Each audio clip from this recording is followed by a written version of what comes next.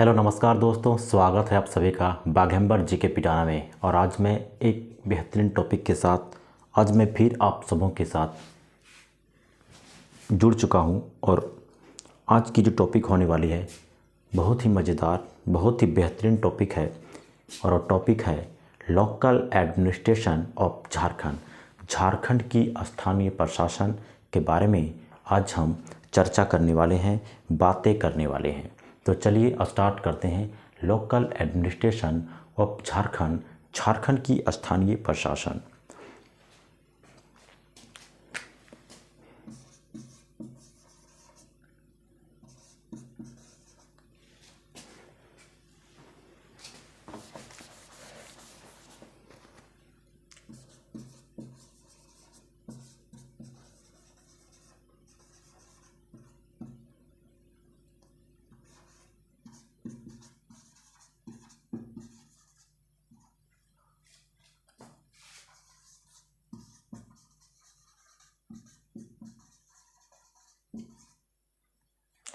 झारखंड की स्थानीय प्रशासन के बारे में बात करेंगे। झारखंड की स्थानीय प्रशासन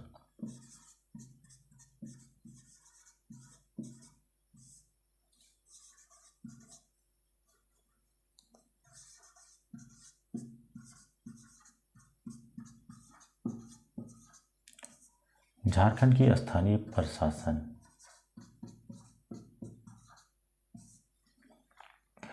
झारखंड की स्थानीय प्रशासन की बात करेंगे तो मैं इसे दो भाग में देखने वाला हूँ।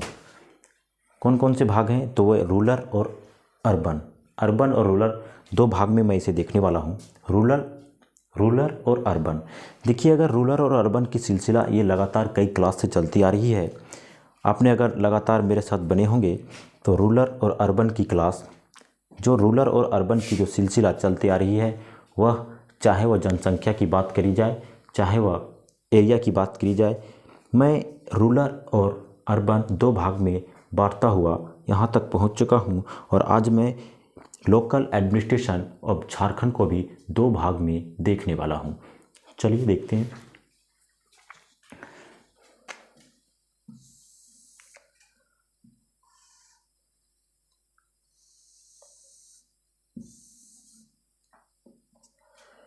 देखिए, आप इसे एक पहला भाग देखेंगे, रूरल एडमिनिस्ट्रेशन।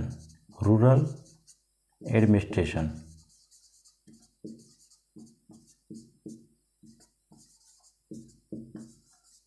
Rural administration. दूसरा देखने वाले हैं हम क्या? Urban urban administration.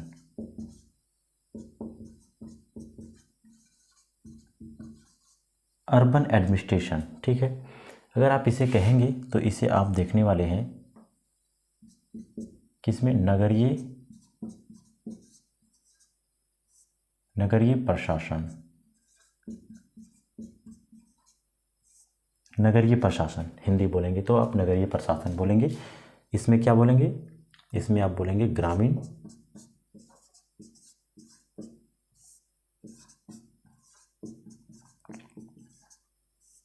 ग्रामीण प्रशासन बोलेंगे, ठीक है। देखिए, अगर रूरल एडमिनिस्ट्रेशन की बात करी जाए, ग्रामीण प्रशासन की बात करी जाए, तो इसे हम तीन भाग में देखने वाले हैं।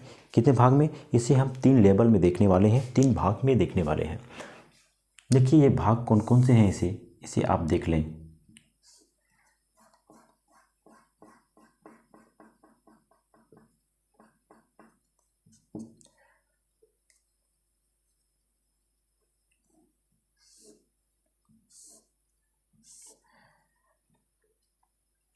देखिए, एक होता है एट पंचायत लेवल पर,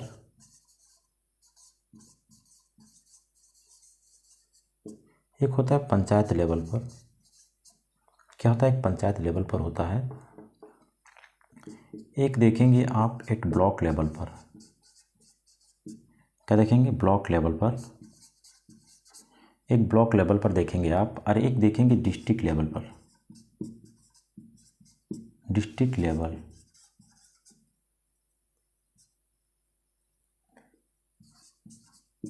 एक डिस्ट्रिक्ट लेवल पर, ठीक है। अगर आप देखेंगे तो पंचायत स्तर पर आपको क्या देखने को मिलेगा? तो आपको यहाँ देखने को मिलेगा ग्राम पंचायत। क्या मिलेगा? ग्राम सभा क्या देखने को मिलेगी? तो आपको यहाँ देखने को मिलेगी ग्राम सभा।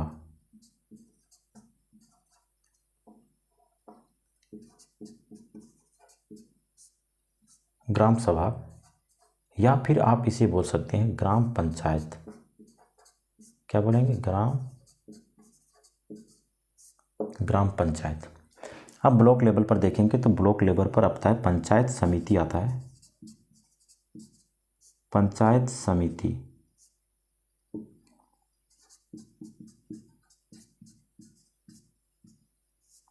पंचायत समिति को देखेंगे आप। और पंचायत समिति जब डिस्ट्रिक्ट लेवल पर आप देखेंगे तो क्या देखेंगे? तो जिला परिषद।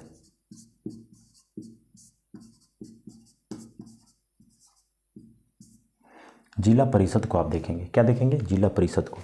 देखिए जिला परिषद जो होती है डिस्ट्रिक्ट लेवल पर कार्य करती है, डिस्ट्रिक्ट लेवल पर। हर एक होती है ब्लॉक, जो पंचायत समिति जो ब्लॉक लेवल पर कार्य करती है। ग्राम पंचायत और ग्राम सभा जो एक पंचायत लेवल पर। देखिए कई गांव मिलकर एक पंचायत, और कई पंचायत मिलकर एक पंचायत समिति, और कई पंचायत समिति मिलकर एक जिला परिषद की निर्माण करती है। ठीक है, देखिए आगे बढ़ेंगे, इसी तरह से आगे बढ़ेंगे आप तो देखेंगे कि अर्बन में भी कई पार्ट में इसे बांटा गया है। अर्बन प्रशासन को भी कई पार्ट में बांटा गया है। इसे प्रॉपर देखेंगे तो आप जनसंख्या के अनुसार से आप अगर देखेंगे तो 10 लाख से कम, अगर 10 लाख से कम जनसंख्या हो तो उसमें क्या देखा गया? उसमें देखा गया कि नगर पालिका आ रहा है। और 10 लाख से अधिक जनसंख्या हो तो उसमें क्या देखने को मिल रहा है आपको? तो उसमें नगर निगम देखने को मिल रहा है। ठीक है, नगर निगम।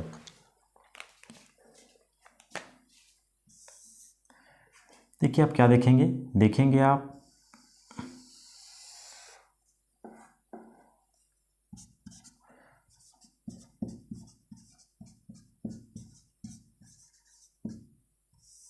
नगर पालिका देखेंगे आप, 10 लाख से कम जनसंख्या हो। 10 लाख से अधिक हो तो आप नगर निगम देखेंगे। नगर निगम देखेंगे आप। आगे बढ़ेंगे तो आपको देखने को मिलेगा, आपको आगे बढ़ेंगे तो और कई चीज़ें हैं। जैसे आ जाएगा आपका क्षेत्रीय विकास प्राधिकरण, या तो आप पहले लिख सकते हैं छावनी बोर्ड। क्या लिख सकते हैं? छावनी बोर्ड। छावनी बोर्ड, छावनी बोर्ड। एक आ जाता है रीजनल डेवलपमेंट अथॉरिटी, जिसे बोलते हैं क्षेत्रीय विकास प्राधिकरण। क्या बोलते हैं आप? क्षेत्रीय विकास प्राधिकरण।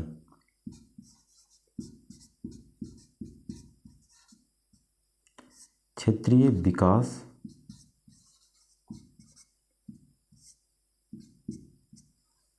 प्राधिकरण।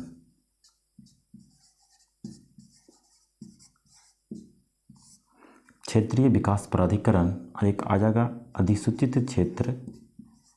अधिसूचित क्षेत्र, अधिसूचित क्षेत्र, अधिसूचित क्षेत्र समिति। अधिसूचित क्षेत्र समिति हिंदी में लिखेंगे तो कमेटी। ठीक है, अधिसूचित क्षेत्र समिति।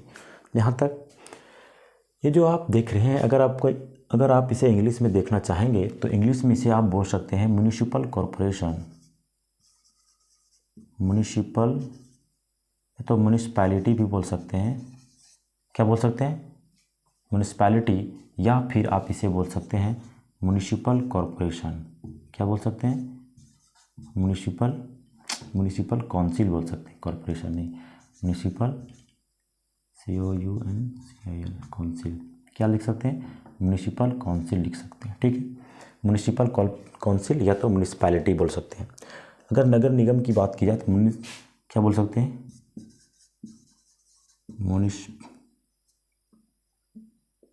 Municipal corporation. म्युनिसिपल कॉरपोरेशन बोल सकते हैं। छावनी बोर्ड को आप कैंटोनमेंट बोर्ड बोल सकते हैं। Cantonment board. क्या बोलेंगे? कैंटोनमेंट बोर्ड बोलेंगे।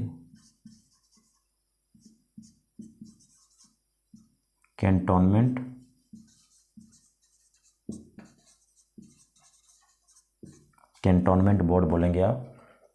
क्षेत्रीय विकास प्राधिकरण को बोलेंगे रीजनल डेवलपमेंट अथॉरिटी बोलेंगे। अधिसूचित क्षेत्र को बोलेंगे notified area committee, notified area committee. ठीक है, देखिए अगर बात करते हैं अधिसूचित क्षेत्र, अधिसूचित क्षेत्र आप किसे कहेंगे? अधिसूचित क्षेत्र जैसे झारखंड सरकार के रजिस्ट्रार के पास, सरकार के रजिस्ट्रार के पास ये जिस क्षेत्र का प्रॉपर डिटेल पाया जाता है उसे आप क्या कहेंगे? उसे आप कहेंगे अधिसूचित क्षेत्र कहेंगे। देखिए नॉन नोटिफाइड एरिया का जो प्रॉपर डिटेल रहता है वह प्रॉपर डिटेल रजिस्ट्रार के पास उपलब्ध नहीं रहता है, लेकिन जो नोटिफाइड एरिया है वह उसका प्रॉपर डिटेल रजिस्ट्रार के पास उपलब्ध रहता है। अगर आप दूसरे तरीके से आप इसे देख सकते हैं तो ये भी कह सकते हैं आप वैसे क्षेत्र, झारखंड के वैसे क्षेत्र जो, झारखंड के वैसे क्षेत्र जो कहीं ना कहीं संविधान की 5वीं अनुसूची में जिन्हें दर्ज किया गया है, क्या किया गया है? जिन्हें दर्ज किया गया है संविधान की 5वीं अनुसूची में जिसे दर्ज किया गया है उसे क्या? उसे नोटिफाइड एरिया की मान्यता दी गई है, उसे अधिसूचित क्षेत्र की मान्यता दी गई है। ठीक है, आगे बढ़ेंगे, आगे बढ़ेंगे। एक बात आती है कैंटोनमेंट बोर्ड। कैंटोनमेंट बोर्ड देखिए इसे भी आप एक तरीके से आप यह भी कह सकते हैं कि यह भी किसी क्षेत्र को विकास करने के लिए, किसी क्षेत्र को विकास करने के लिए या फिर किसी क्षेत्र की प्रशासन को, किसी क्षेत्र की प्रशासन को सुनिश्चित करने के लिए कहीं ना कहीं छावनी बोर्ड की स्थापना किया जाता है। ठीक है, देखिए जिस जगह पर छावनी बोर्ड है, अगर आप जाएंगे, अगर आप झारखंड के रामगढ़ डिस्ट्रिक्ट में जाएंगे, रामगढ़ डिस्ट्रिक्ट में, तो आपको देखने को मिलेगा वहाँ छावनी है, सेना की रहने की जगह है। देखिए एक बात और हो जाती है कि जिस जगह पर छावनी बोर्ड है अगर वहाँ डेवलपमेंट की कार्य हो रही है, विकास की कार्य हो रही है, तो इससे, इस पॉइंट ऑफ व्यू से आपको यह भी देखना होगा कि अगर वहाँ विकास की कार्य हो रही है तो उसमें सेना को किसी भी तरह की परेशानी ना हो। ठीक है, सेना को किसी भी तरह की परेशानी ना हो, क्योंकि वह सेना की रहने का जगह है। ठीक है, आगे बढ़ेंगे, आगे बढ़ेंगे और देखेंगे कि जो ग्रामीण प्रशासन की बात करेंगे हम। ग्रामीण प्रशासन जो त्रिस्तरीय में आप देख रहे हैं, तो इसके पीछे एक कहानी है। एक कहानी को जानना आपके लिए बहुत ही महत्वपूर्ण है। ठीक है, क्या है? महत्वपूर्ण है। जैसे आप देख रहे हैं एक पंचायत लेवल, एक ब्लॉक लेवल, एक डिस्ट्रिक्ट लेवल पर। ठीक है, देखिए देखिए ये जो ग्रामीण प्रशासन है, लेकिन इसके ठीक आगे मैं जाता हूँ, देखता हूँ कि मैं जो झारखंड में पंचायती राज व्यवस्था जो लागू की गई, यह 2001 में लागू की गई और 2001 में लागू की गई। और ये जो पंचायती राज व्यवस्था लागू की गई वह त्रिस्तरीय पंचायती राज व्यवस्था देखने को मिला। क्या मिला? त्रिस्तरीय पंचायती राज व्यवस्था। तो ये त्रिस्तरीय पंचायती राज व्यवस्था के पीछे की कहानी को जानने का हम प्रयास करते हैं। देखिए जब हमारा देश भारत आज़ाद हुआ उस समय हमारे पास कोई ओरिजिनल सरकार उपलब्ध नहीं थी, और उस समय जो सरकार कार्य कर रही थी, उस समय जो हमारे पास सरकार कार्य कर रही थी वो सरकार अंतरिम सरकार थी। अंतरिम सरकार थी, प्रोविजनल गवर्नमेंट थी। क्या थी? प्रोविजनल गवर्नमेंट थी। देखिए आप प्रोविजनल गवर्नमेंट इसे कहेंगे जिसे आप देखेंगे कि ओरिजिनल गवर्नमेंट को आने में कुछ देरी रहती है, लेकिन जो उस समय जो सरकार कार्य कर रही होती है उसे हम क्या कहते हैं? उसे हम प्रोविजनल गवर्नमेंट कहते हैं। क्या कहते हैं? उसे हम प्रोविजनल गवर्नमेंट कहते हैं। ठीक है, देखिए आगे बढ़ते हैं और हम देखते हैं कि 1951 में हमारे पास ओरिजिनल गवर्नमेंट आई और 1952 में पंडित जवाहरलाल नेहरू ने एक कार्यक्रम स्टार्ट किए। क्या किए? एक कार्यक्रम स्टार्ट किए। क्या, कौन सा कार्यक्रम था? तो वह था सामुदायिक विकास कार्यक्रम। सामुदायिक विकास कार्यक्रम आखिर ये था क्या और ये किस लेवल पर कार्य करता था? तो देखिए सामुदायिक विकास कार्यक्रम जो था वह कहीं ना कहीं पंचायत या कहीं ना कहीं निम्न तबके के लोग जो ग्राम में रहते हैं उन ग्राम के लोगों को, ग्राम और गाँव के लोगों को क्या करती थी? वह जो मूलभूत समस्याएं हैं, वहाँ जो गांव में जो मूलभूत समस्याएं हैं उसे दूर करने का कार्य करती थी। चाहे वो नाला से संबंधित हो, सड़क से संबंधित हो, चाहे वह पेयजल की समस्याएं हो, ये सब दूर करने का कार्य कर रही थी।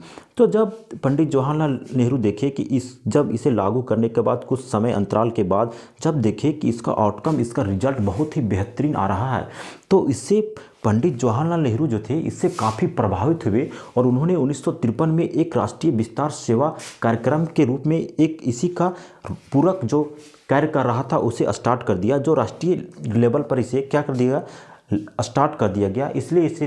इसलिए इसका नाम रखा गया राष्ट्रीय विस्तार सेवा। क्या 1953 में उन्होंने इसी का पूरक एक कार्यक्रम स्टार्ट की, राष्ट्रीय विस्तार सेवा। कौन सी? राष्ट्रीय विस्तार सेवा। 1952 में क्या था? तो सामुदायिक विकास कार्यक्रम थी। और इसी 1953 में एक वर्ष बाद उन्होंने क्या किया, उन्होंने एक और कार्यक्रम स्टार्ट की, राष्ट्रीय विस्तार सेवा 1953 में। ठीक है, अब ये दोनों बेहतरीन रूप से काम कर रहे थे, बहुत बेहतरीन ढंग से कार्य कर रहे थे और इसका जो रिजल्ट आ रहा था इससे जो काफ़ी था ये इससे काफ़ी प्रभावित थे। कौन? पंडित जवाहरलाल नेहरू इससे काफ़ी प्रभावित हुए और उन्होंने एक कमेटी बनाई, इसकी जांच के लिए एक कमेटी बनाई गई। और एक कमेटी एक बहुत ही बड़े अर्थशास्त्री के नेतृत्व में एक कमेटी बनाई गई जिनका नाम था बलवंत राय मेहता। क्या था? बलवंत राय मेहता एक बहुत ही बड़े अर्थशास्त्री थे। इनके नेतृत्व में एक कमेटी बनाई गई, इसलिए इन कमेटी का नाम रखा गया बलवंत राय मेहता समिति। देखिए, जब एक कमेटी बनाई गई तो पंडित जवाहरलाल नेहरू बोले कि देखिए इसमें जांच कीजिए और इसमें क्या और इम्प्रूवमेंट किया जाए ताकि और अच्छा रिजल्ट आ सके, इसमें से और क्या सुधार किया जा सके ताकि इसका जो आउटकम है और बेहतरीन आ सके। क्या? बेहतरीन आ सके। तो उन्होंने कहा कि देखिए भारत एक बहुत बड़ा देश है और इसमें हमको रिसर्च करना पड़ेगा, देखना पड़ेगा कि किन किन समस्याओं से गांव के लोग जूझ रहे हैं। तो देखिए बहुत टाइम लगेगी। तो इसके लिए उन्होंने कितना 2 वर्ष की टाइम लिया। 1959 में उन्होंने पंडित जवाहरलाल नेहरू को एक रिपोर्ट सौंपी 1959 में। और जो 2 अक्टूबर 1959 को पंडित जवाहरलाल नेहरू ने राजस्थान के नागौर जिला को क्या करा, चुना और वहीं पर इसे स्टार्ट कर दी। क्या? वहीं पर इसे लागू किया। राजस्थान के नागौर जिला में पहली बार त्रिस्तरीय पंचायती राज व्यवस्था लागू किया गया। जो कहे कि देखिए इन्होंने रिपोर्ट सौंपी, क्या कही कि देखिए पंचायतों की स्थापना करना आवश्यक होगा तो और अच्छा रिजल्ट देखने को मिलेगा। तो और ये जो पंचायत होगी ये कहीं ना कहीं 3 लेवल पर कार्य करेगी। तो बताइए ये 3 लेवल कौन कौन से हैं? देखिए जो पंचायत होगी त्रिस्तरीय होगी। तो त्रिस्तरीय में क्या देखा गया? तो त्रिस्तरीय में देखा गया कि एक ग्राम होगा, उसके बाद जो पंचायत लेवल पर कार्य करती है, पंचायत लेवल पर, एक ब्लॉक लेवल पर जो समिति कार्य करती है, पंचायत समिति जिसे हम बोले थे पंचायत समिति, और एक होगा जिला परिषद जो डिस्ट्रिक्ट लेवल पर कार्य करती है। ठीक है, तो ये बता दिया गया। देखिए अब जो अगर त्रिस्तरीय पंचायती राज की व्यवस्था की बात की जाए तो सबसे निचले तबके के लोग जो रहते हैं वह ग्राम में रहते हैं और सरकार प्रॉपर रूप से डायरेक्ट क्या ग्राम पर ये नहीं रख सकती है, डायरेक्ट हैंडल नहीं कर सकती है ग्राम को। इसलिए यह कहा गया कि जो सीएम होगा, जो मुख्यमंत्री होंगे, राज्य के जो मुख्यमंत्री होंगे वो कहीं ना कहीं जिला परिषद के संपर्क में कार्य करेंगे। और पंचायत समिति जो होगी, पंचायत समिति वह किसके संपर्क में? जिला परिषद के संपर्क में। और पंचायत समिति के संपर्क में कौन कार्य करेगा? तो पंचायत समिति के संपर्क में कार्य करेगा ग्राम, जिसे ग्राम सभा या ग्राम पंचायत कहेंगे। ठीक है, तो ये जो जानकारी जो मैंने दिया आप सभी को, देखिए ये कहीं ना कहीं बलवंत राय मेहता समिति जो थी वह बहुत ही बेहतरीन रिपोर्ट दी थी उन्होंने, और ये लागू किया गया और इससे अच्छा आउटकम निकल कर आ रहा था। लेकिन कुछ समय अंतराल के बाद जब जो सरकार आज़ादी के पहले और आज़ादी के बाद भी अपना दबदबा बनाई रखी थी, उन्होंने 1977 में 20 वर्ष के अंतराल के बाद, लगभग 20 साल के अंतराल के बाद उन्होंने क्या किया, उनकी सरकार चली गई और एक सरकार आई, जनता पार्टी की सरकार, मोरारजी देसाई। कौन? मोरारजी देसाई की सरकार आई और इन्होंने इस रिपोर्ट को क्या कर दिया, उन्होंने एक नई रिपोर्ट लाई, इन्होंने एक नई समिति लाई। कौन सी समिति? तो अशोक मेहता समिति उन्होंने लाई। और अशोक मेहता समिति को लाया गया और इसमें से जो आपने देखा कि जो क्या देखे आप, इसमें जो आप देख रहे थे जैसे एक था ग्राम, क्या था, एक मिनट मैं इसे इरेज कर देता हूँ, ठीक है।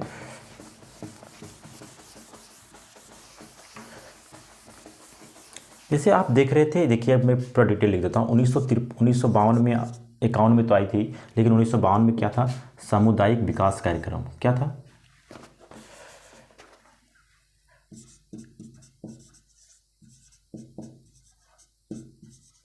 सामुदायिक विकास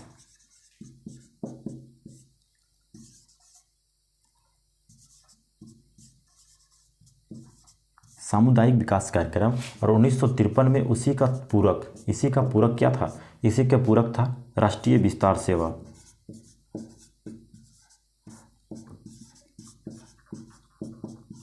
राष्ट्रीय विस्तार सेवा लागू किया गया, ठीक है। अब जब इसके जांच के लिए 1957 में, कब, 1957, 5 साल के अंतराल के बाद, तो देखिए स्टार्ट आती पूरक ही काम कर रहा था, लेकिन स्टार्टिंग कहाँ से हुआ था, 52 से 5 जाएंगे तो आगे 57 मिलेगा। और 57 में क्या किया गया, रिपोर्ट बनाई गई, एक कमेटी बनाई गई, बलवंत राय मेहता समिति, क्या, बलवंत राय मेहता समिति, ठीक है। और उन्होंने क्या कहा, एक रिपोर्ट सौंपी, कब, 1959 में। हालांकि यह 2 अक्टूबर को लागू किया गया, 2 अक्टूबर 1959 को, लेकिन यह 2 अक्टूबर से पहले कुछ 2-4 महीने पहले ये रिपोर्ट दे दी गई थी, लेकिन पंडित जवाहरलाल नेहरू ने इसे कब, 2-4 महीने बाद इसे क्या किया, लागू किया, ठीक है। लेकिन आखिर देखेंगे आप तो 2 अक्टूबर को ही क्यों किया गया, तो 2 अक्टूबर को गांधी जयंती है और गांधी जी लगातार ग्रामीणों से जुड़े रहे थे, इसलिए इन्हीं के जयंती के दिन क्या किया गया, इन्हीं की जयंती के दिन क्या किया गया, तो इन्हीं के जयंती के दिन 2 अक्टूबर, कब, 2 अक्टूबर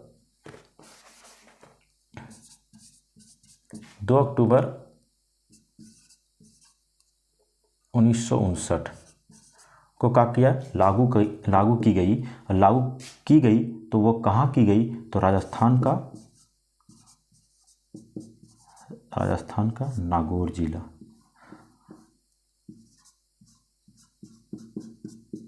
राजस्थान का नागौर जिला, ठीक है।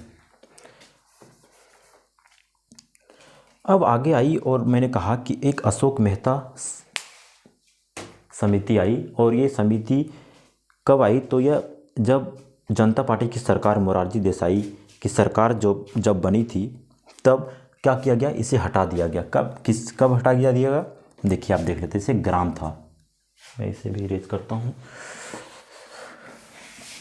देखिए जैसे मैंने कहा अशोक मेहता समिति में क्या किया गया, अशोक मेहता समिति में क्या दिया गया था, अशोक मेहता समिति में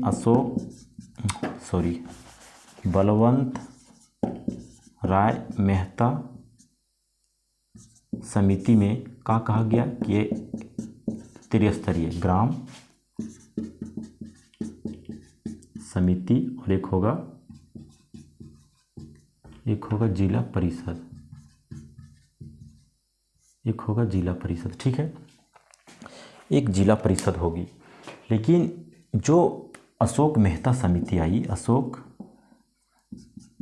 अशोक मेहता समिति, इन्होंने कहा जो ये त्रिस्तरीय पंचायती राज व्यवस्था है इसे हटा दीजिए, आप 2 स्तरीय पंचायती राज को रखें, द्विस्तरीय पंचायती राज व्यवस्था, द्विस्तरीय। तो द्विस्तरीय में ये तो ग्राम तो ठीक था, ये जिला परिषद भी ठीक रखा उन्होंने कहा क्या, जो समिति, जो पंचायत समिति कार्य कर रही थी, इसे उन्होंने कहा कि इसे आप इसे हटा दीजिए, 2 स्तरीय ही रखिए, क्या रखिए, 2 स्तरीय ही। हालांकि ये सरकार, जो जनता पार्टी की सरकार कुछ दिनों तक ही रह पाई, लेकिन इसके बाद आए हमारे इंदिरा गांधी कांग्रेस की सरकार आई और क्या कर दी गई, इसे हटा दिया गया, इसे फिर से हटा दिया गया, और इसे बलवंत राय मेहता समिति द्वारा जो रिपोर्ट दी गई थी इसी को ही लागू किया गया, ठीक है।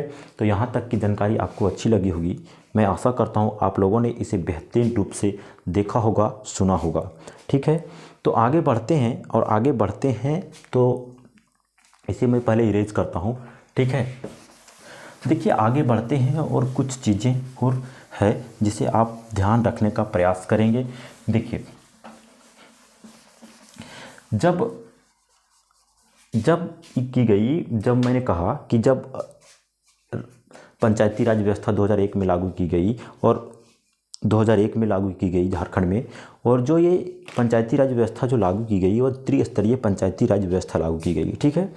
देखिए और एक अधिसूचित क्षेत्र जो मैंने कहा कि झारखंड में जो अधिसूचित क्षेत्र हैं उसमें अनुसूचित जनजाति को प्रॉपर रिजर्वेशन दिया गया है, प्रॉपर रिजर्वेशन दिया गया है। अनुसूचित जनजाति को अधिसूचित क्षेत्र में 80% की क्या आरक्षण दी गई है और गैर अधिसूचित क्षेत्र में अनुसूचित जनजाति को 50% की आरक्षण दी गई है। गैर नॉन नोटिफाइड एरिया में 50% और नोटिफाइड एरिया में 80% की आरक्षण दी गई है, ठीक है।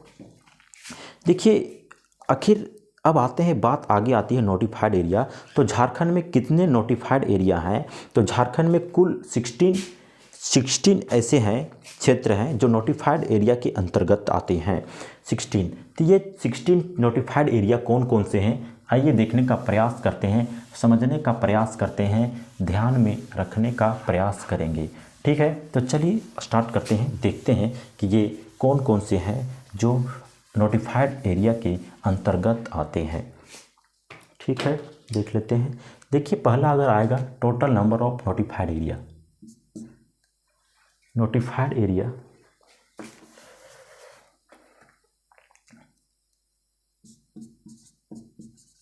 टोटल नंबर ऑफ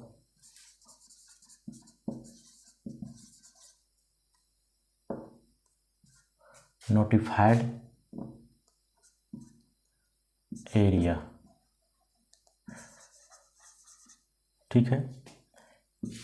कितना है? तो 16 है, ठीक है। पहला देखते हैं, इसे आप देखने का प्रयास करेंगे। देखिए रांची, रांची, एक मिनट, रांची,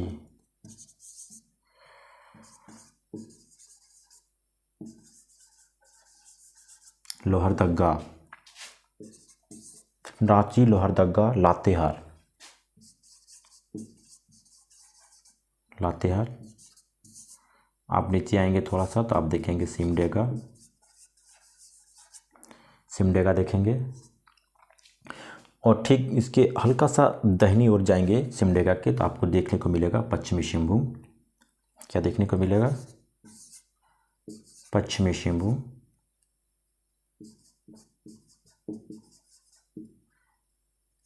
पश्चिमी सिंहभूम,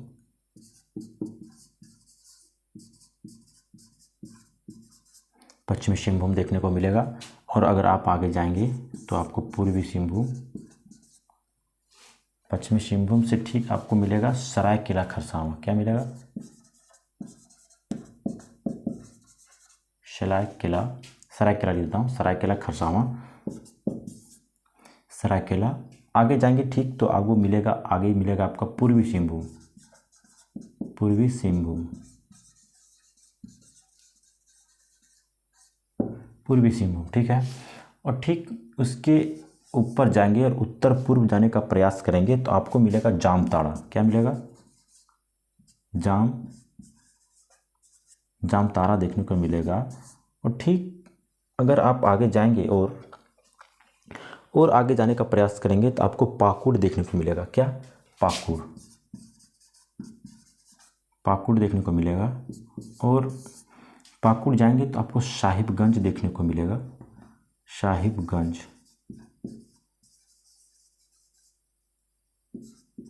साहिबगंज देखने को मिलेगा।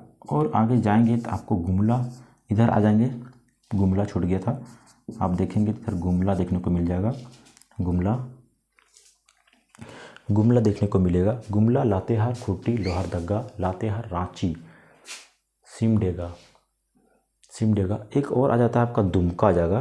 क्या आ जाएगा? दुमका। एक आ जाएगा आपका दुमका।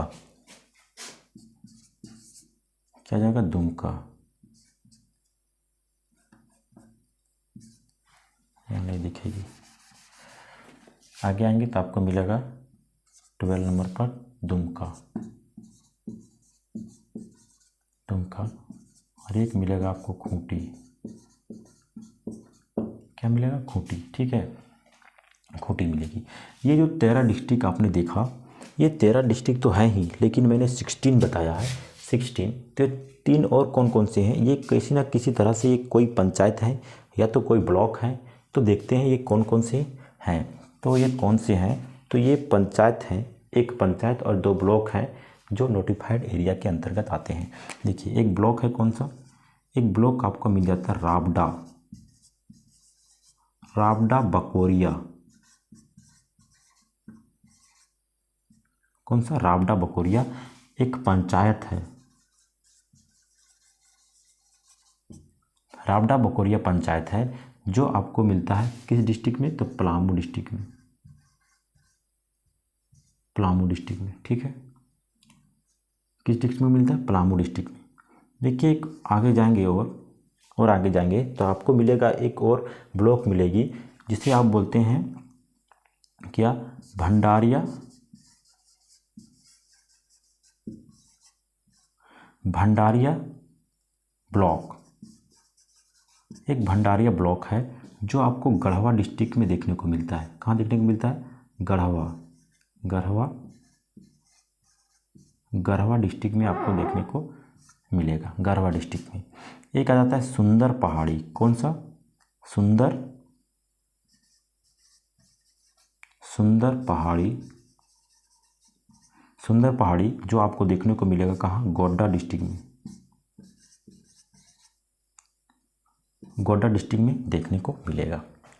ठीक है जी। देखिए, आप देखिए, इसे याद करने का तरीका मैं बता रहा हूँ। जैसे दक्षिण की साइड, झारखंड की दक्षिण की साइड जितने भी डिस्ट्रिक्ट हैं वो सारे के सारे आ जाते हैं, सारे के सारे आ जाते हैं। ठीक है, देखिए जैसे आप लातेहार देख रहे हैं, लातेहार देखते हैं तो लातेहार के ठीक नीचे जितना है सारा, और लातेहार के ठीक नीचे रांची है, रांची का ठीक नीचे जितना है, रांची तो आता ही आता है, लेकिन रांची का ठीक नीचे है, सारे के सारे आ जाते हैं। ठीक है, सारे का सारा आ जाता है, सारा का सारा आ जाता है इसमें।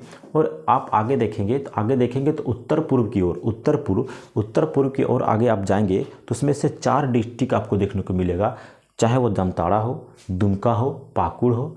जामताड़ा, दुमका, पाकुड़, साहिबगंज, ये आपको देखने को मिलेंगे 4 डिस्ट्रिक्ट उधर। ठीक है, अब बात आती है तो आपको याद रखने की सिर्फ और सिर्फ ज़रूरत है, तो ये 3 हैं। वो कौन कौन से हैं? तो राबडा बकोरिया नामक एक पंचायत है, जिसे आप 3 से 4 बार बोलेंगे याद हो जाएगा। राबडा बकोरिया, राबडा बकोरिया पंचायत, राबडा बकोरिया पंचायत। यह किस डिस्ट्रिक्ट में आता है? तो यह आता है पलामू डिस्ट्रिक्ट के अंतर्गत आता है, राबडा बकोरिया। आगे जाएंगे तो आपको मिलेगा एक और ब्लॉक मिलेगा, सुंदर पहाड़ी ब्लॉक मिलेगी, सुंदर पहाड़ी ब्लॉक, जो आपको देखने को मिलेगा गोड्डा डिस्ट्रिक्ट के अंतर्गत, सुंदर पहाड़ी। और आप जाएंगे भंडारिया, सुंदर पहाड़ी बोरी जो इसका नाम है, लेकिन आप और आगे जाएंगे तो आपको मिलेगा भंडारिया ब्लॉक। भंडारिया ब्लॉक कहाँ है? तो भंडारिया ब्लॉक आपको गढ़वा डिस्ट्रिक्ट के अंतर्गत मिलेगा। भंडारिया, जैसे भंडारिया ब्लॉक आगे पूछते भंडारिया ब्लॉक कहाँ है, किस डिस्ट्रिक्ट के अंतर्गत आता है? भंडार कहाँ होता है? गड्ढा में क्या रहता है? भंडार। एक जिनसे आप देखे होंगे कि गांव में देखे होंगे आप, तो गांव में जब कंपोस्ट खाद बनाया जाता है ना, तो उसके लिए गड्ढा किया जाता है, उसमें भंडार किया जाता है, भंडार। तो भंडार कहाँ किया जाता है? गढ़वा यानी गड्ढा में। तो गढ़वा डिस्ट्रिक्ट में क्या आता है? भंडारिया ब्लॉक आता है, Bhandaria block Garhwa district, Bhandaria block Garhwa district. एक आता है भंडारिया ब्लॉक गढ़वा डिस्ट्रिक्ट, सुंदर पहाड़ी बोरीजोर जो गोड्डा डिस्ट्रिक्ट के अंतर्गत आता है। राबडा बकोरिया एक बहुत ही इंपॉर्टेंट है, राबडा बकोरिया एक पंचायत है, राबडा बकोरिया पंचायत जो पलामू डिस्ट्रिक्ट के अंतर्गत आता है।